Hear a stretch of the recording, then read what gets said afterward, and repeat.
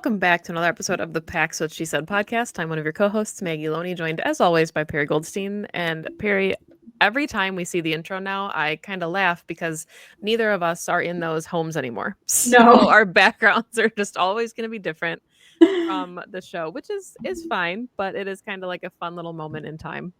It is. I mean, maybe we should get some new pictures in the intro. Hint, hint. She said TV. Thanks. Thanks. Yeah.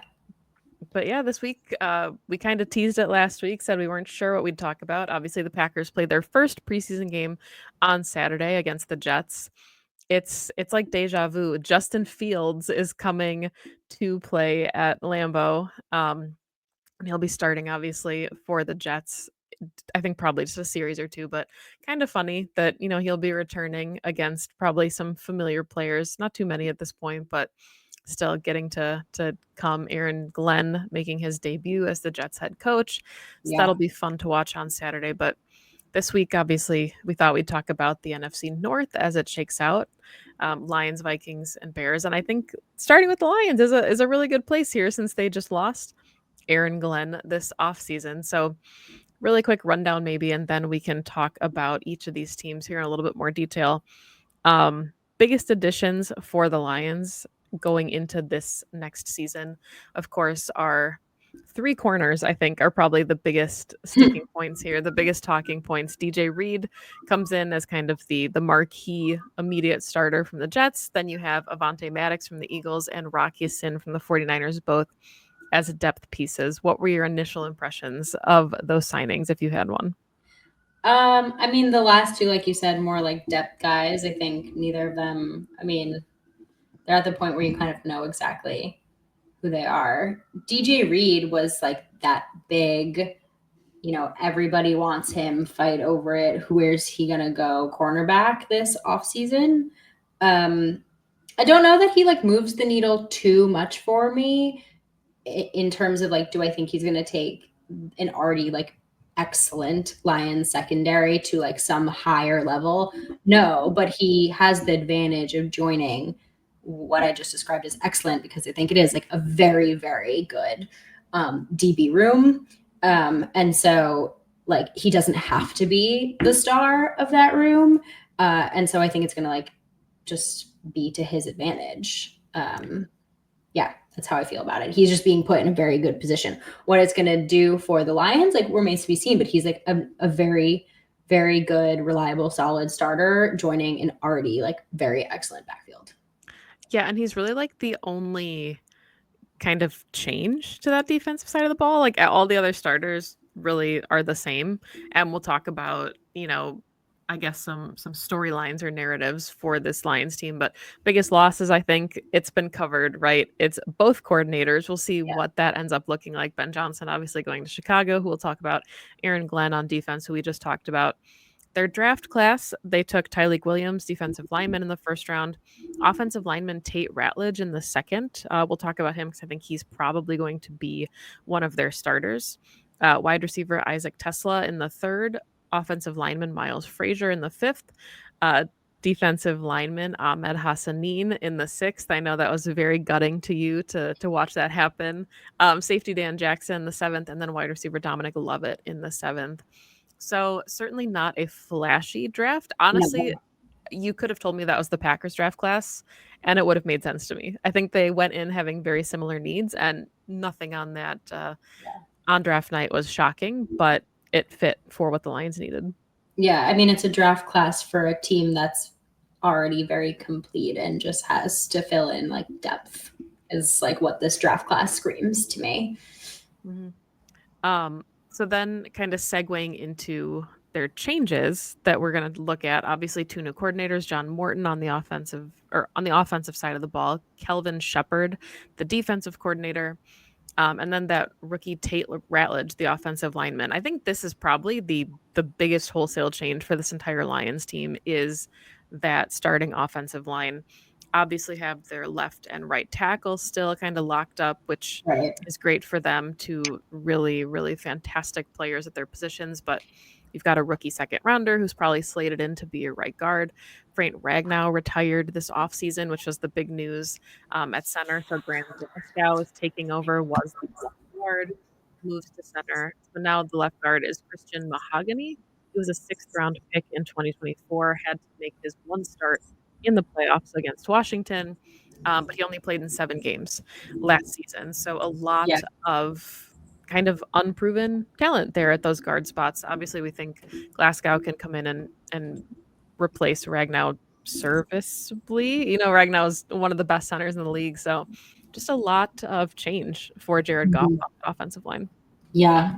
I mean, I think the two, I'm trying to think of the word that I want to use, but the most dramatic changes that you can do to a quarterback is change his protection and change his coordinator. And by all accounts, obviously we know Jared Goff's story. He got traded from the Rams. The Rams were done with him. The Lions said, come on over here, et cetera. So like, he's been through those two changes in the past. But can he roll with it this time? And is it going to be a good fit this time? It changes for Jared Goff. That remains to be seen. This team is very good. They are the favorites to win the division, as they should be. They're up there as the favorites to win the NFC as a whole.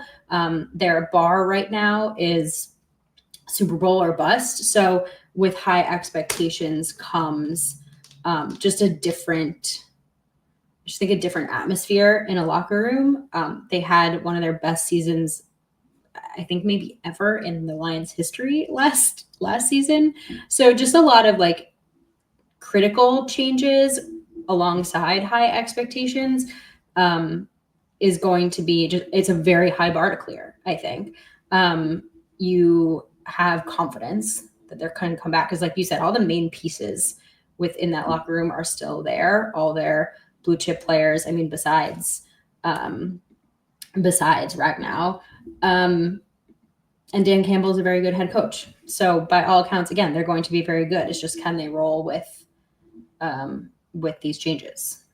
Yeah, and I think, the last kind of piece of the Lions putting a bow on them is getting Aiden Hutchinson back, right? I mean, Right. there's not really going to be a more impactful player returning for them than Aiden Hutchinson. Their defense, we talked about it last season while it was happening, was just obliterated by injuries. So coming back and having them at full strength will be incredibly helpful to that Lions team as well.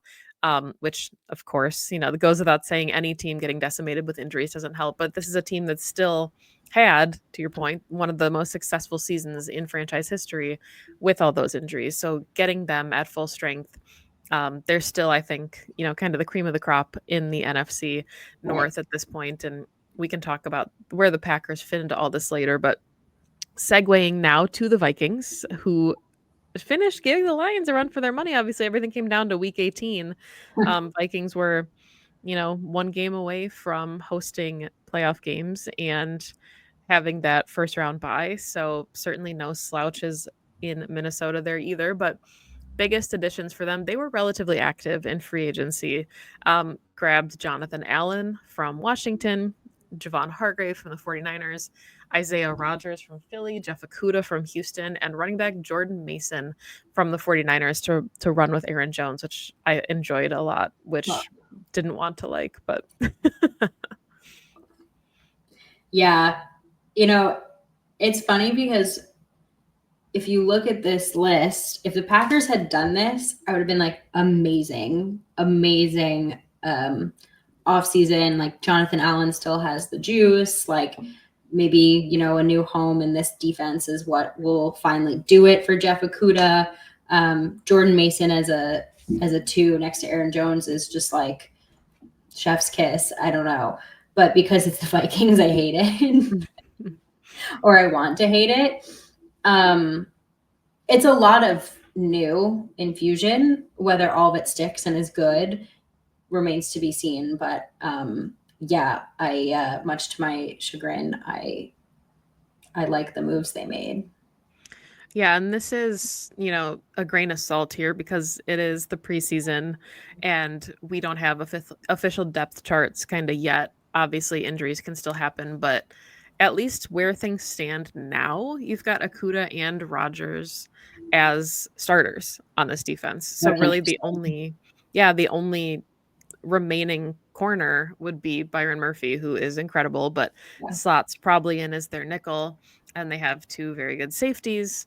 But Jonathan Allen comes in and starts right away opposite Javon Hargrave. Like both of your rushers potentially are the starters here with some good depth behind them. But just really interesting, like a true overhaul for a Yeah. lot of big pieces in the Vikings defense. Yeah, for sure. Um, I think, well, I mean, anytime that you have a quarterback leave, it is a narrative, right? So Sam Darnold obviously heads to the Seahawks to be their new quarterback. We'll talk about JJ McCarthy in just a minute.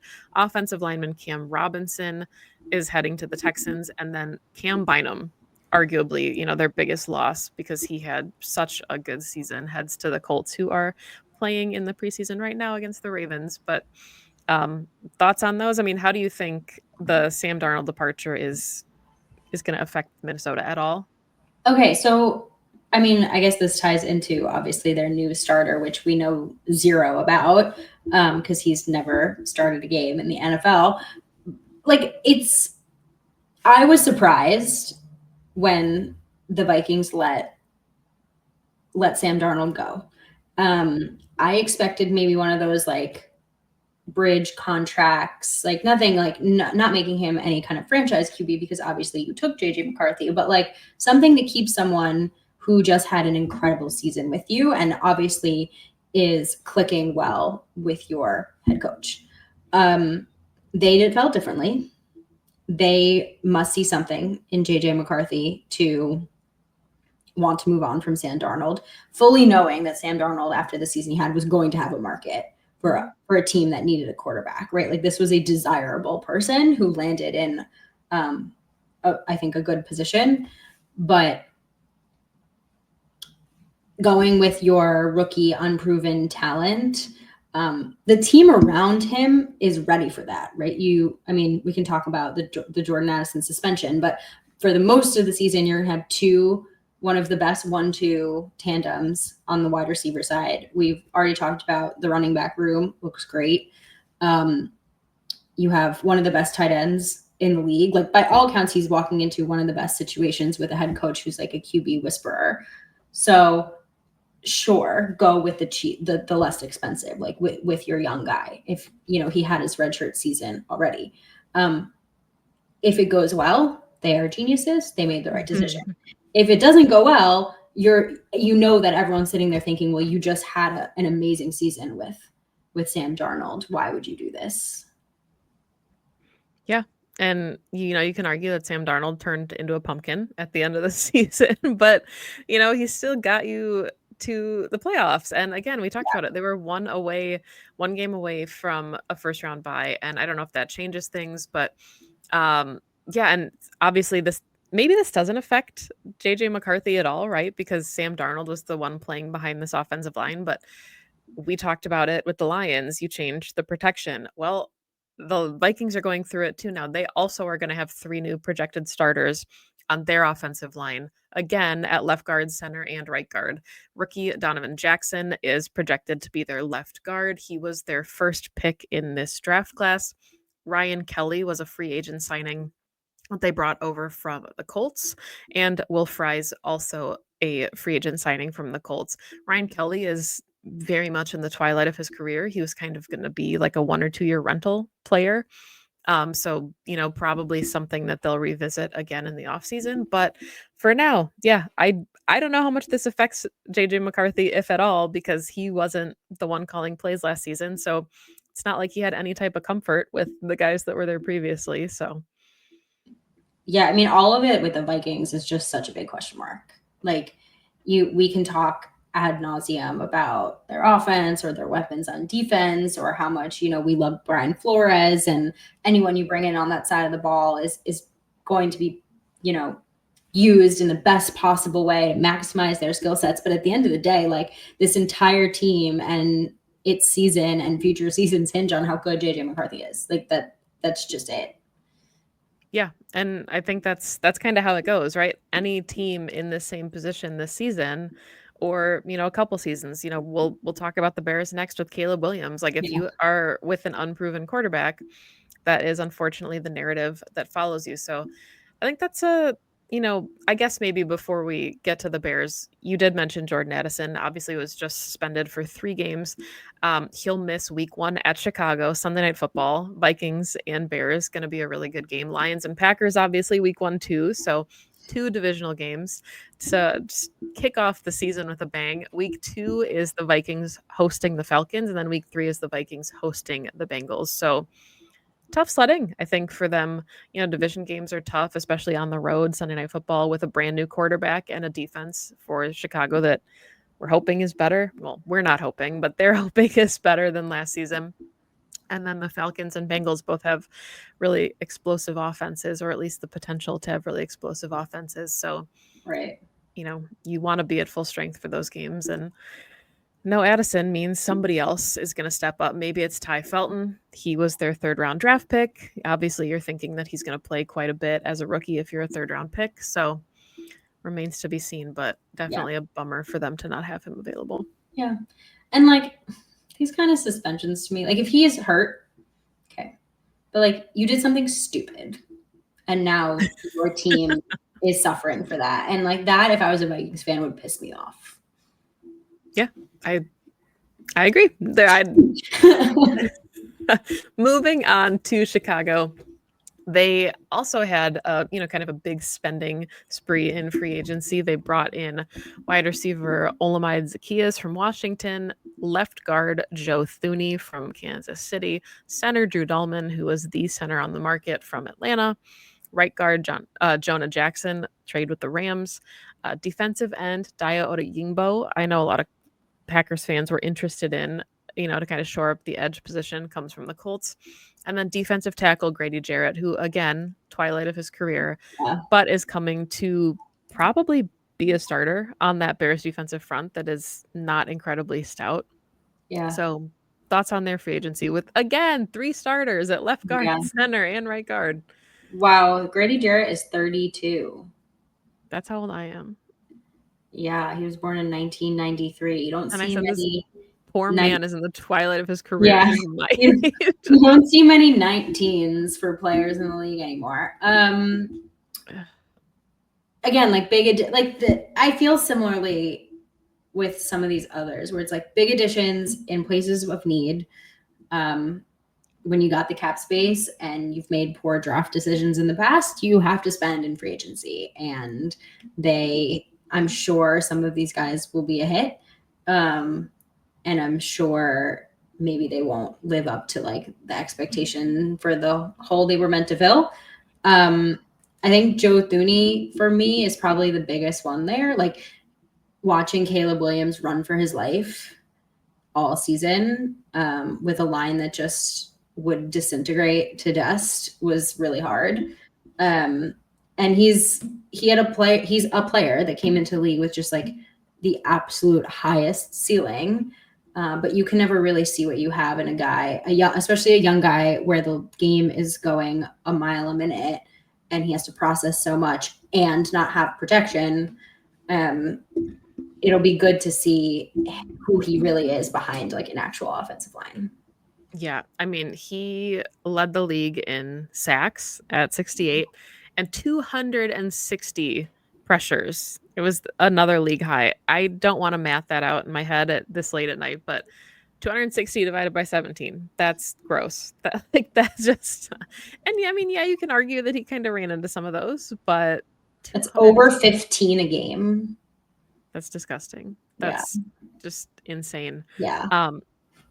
And let's talk about some of these. I guess let's do the losses and the draft class together, because Keenan Allen, kind of the headliner here, even though, you can debate his season with rookie Caleb Williams. Tight end Gerald Everett also left, and then offensive lineman Tevin Jenkins, who we obviously said that they've replaced with the aforementioned names. Draft class, they bring in Colston Loveland in the first round, the tight end, wide receiver Luther Bird in the third, in the second, offensive lineman Ozzie Trapolo in the second, defensive lineman Shamar Turner in round 2, and then additional depth. But one tight end and one wide receiver go out the door, and then they draft 2 immediately with their first couple rounds. So what did you think about those as they happened? Any impressions? I mean, they're obviously investing on that side of the ball and trying to give Caleb Williams not just talent, but like young, upcoming talent. And like, I mean, I'm a Keenan Allen stan. I adore him. He got a lot of hate last season, but he didn't have a bad season. Like, No. he had 70 receptions for 744 yards and 7 touchdowns. Like, when you are a 33-year-old wide receiver, just like working year by year at this point in your career, like, that's a pretty good stat line. As like, obviously not the main guy either, right? Like, wide receiver 2, if not 3. So he doesn't have a home yet, does he? He's back at the Chargers. He's back with the Chargers. Good for them. But so yeah, it's a loss because that's actual real production where you don't know if you're going to get real production out of these new guys, but the thought process is there. Yeah, and it remains to be seen, right? I think it's kind of the same conversation that the Vikings have. Although their talent is more proven on the offensive side of the ball, you've still got DJ Moore. You've got Rome Odunze, who had an entire rookie season with Caleb Williams. Obviously, they're incredibly close, developing together. So I think a lot of that is riding on Ben Johnson.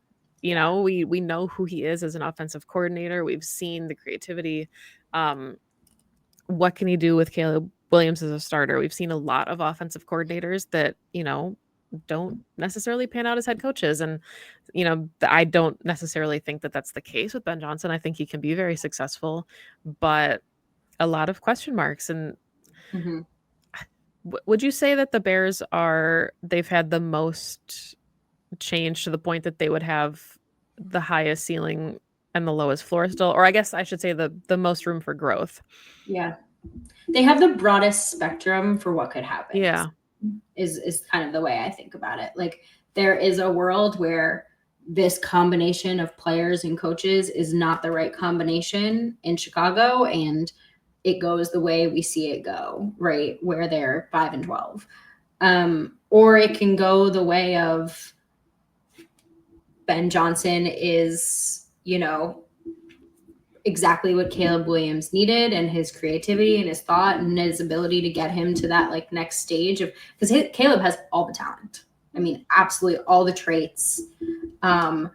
Just needs that little bit of molding. And if Ben Johnson and the rest of this offense can do that, then yes, the Bears can be contenders with the talent they have on paper. But the fact that that's the spectrum is just like, and we've seen the history at this organization, cautiously optimistic, I guess, is how I would feel if I was a Bears fan going into this season.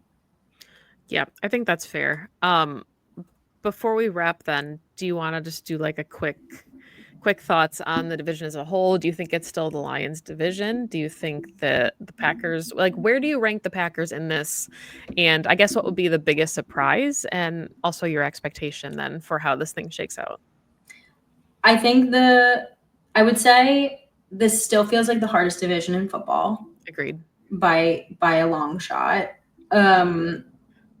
I would say, yes, I think it's still the Lions division until proven otherwise.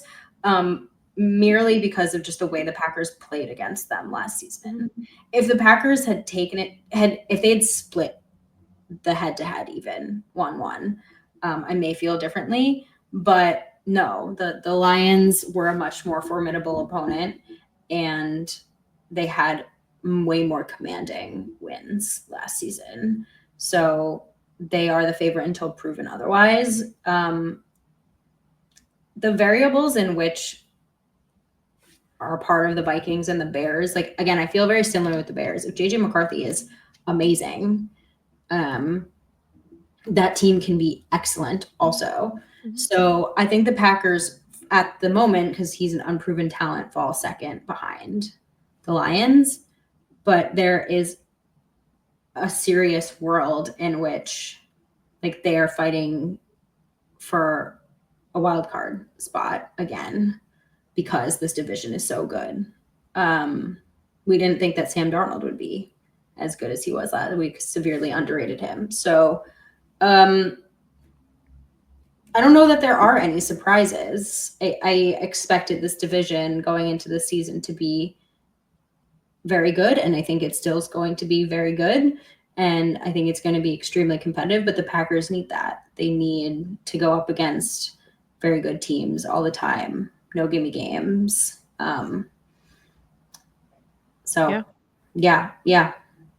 And I know that these are obviously very different teams than they were last season. We talked about all the reasons why just now, but there is something to be said about the division. We talked about it with Aaron Rodgers, right? Like 10 years ago. And you had this Packers team that the division was a layup. You would collect your 6 wins and then you'd go into the playoffs and you would just get stomped because you weren't facing any level of competition. And then, of course, this last season now, we see the Packers, just go punch after punch against the NFC North. Arguably could have lost all 6 games had it not been for a blocked field goal against Chicago.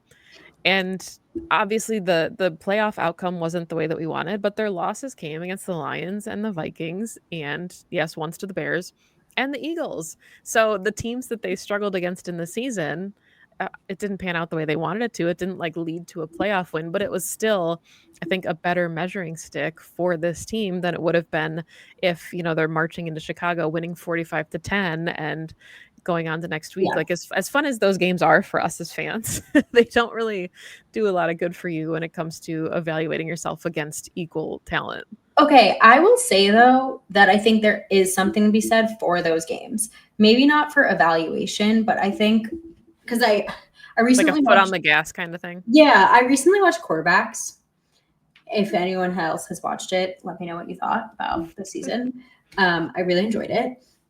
And obviously, Jared Goff was one of the quarterbacks that was featured. And so we watched a lot of Lions footage. And it got me like rethinking a little bit in a lot of hindsight around the Lions season. And there is something to be said for being a team that, like, on any given Sunday, you can walk into any opponent and absolutely demolish them and beat them up. Right. So if you win 45-9, which I think they did in one of their games last season, your opponent next week is going, well, shit, like we have to game plan maybe a little bit differently than we would, right? And that energy and that aura around your team is that you cannot take the gas off of, you can't take the gas off when you're playing us because we won't either. And I definitely wish the Packers had a little bit more of that energy, that swag, that like, try and stop us. You can't. So I agree with you. I definitely agree with you that going up against more formidable opponents more often in the season is important for like the longevity and like the long push of going up against the best when it comes to the playoffs. But I also think, and like, again, people could be like, yeah, obviously, like a beat down or two is important to show we are the best. We actually are the best. Yeah, I mean, we were on the receiving end of some of these games a couple seasons ago, right? Where, you're like, wow, this was so exciting that they lost 20-19 when they, should have put this team away in the second quarter. So there's certainly that element to it as well. But anything you want to wrap up with about the division? I feel like there's so much more we could say about the Packers in this division, but it's a Packers podcast, so we can always save that for a later episode. No, I think I said it all. What I would love your final thoughts on the division. I think the division is going to be very good again. I think that the contenders remain the contenders kind of across the league as a whole. I think the AFC North is right in there. The NFC North is right in there.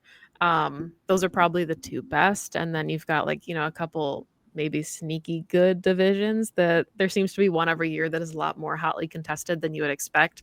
Mm-hmm. Maybe the NFC East this season kind of falls into that category, but I think the last couple seasons there was an expectation that the Packers were at least a wild card team and there were enough seats at the table for everybody in the NFC playoffs.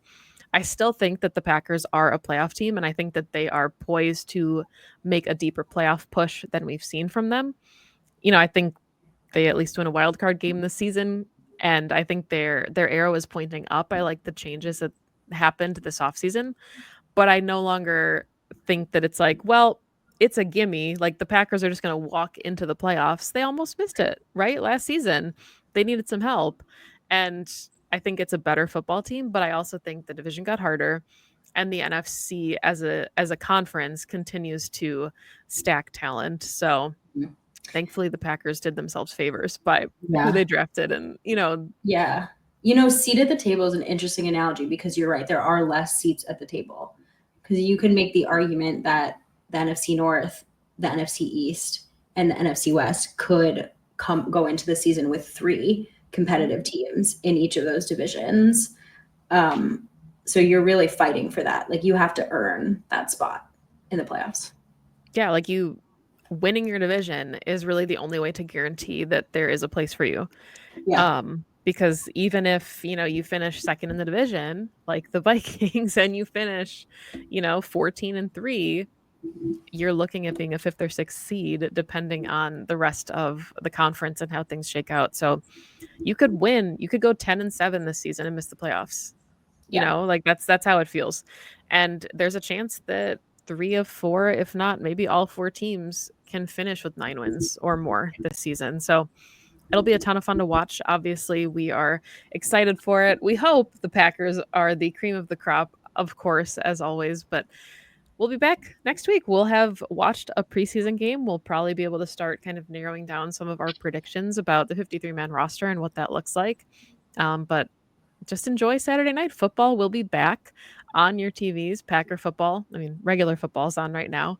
Like I said, Colts Ravens. But if Packers will be back, and that is getting us one step closer to the season when the Packers will face off against the Lions in Week 1 at Lambeau Field for the first home opener. And feels like, I mean, Matt LaFleur's entire career, right? This is his first home opener at Lambeau. Jeez, or Week 1 opener, I should say. But thank you, as always, for listening to this show. You can find us on YouTube at Pax What She Said, on all of your social media platforms, either at PWSS Podcast or Pax What She Said. Perry at Perry_Goldstein, me at Maggie J. Loney. If you like what we're doing, please like and subscribe and leave a fun comment for the show. We do read the YouTube comments. We know that we have a Lions fan kind of lurking around out here. So hopefully you also enjoyed the episode. We are a podcast for all the fans, but with a little bit of bias towards the Packers. Thank you, as always, for listening, and go Pack Go. Go Pack Go.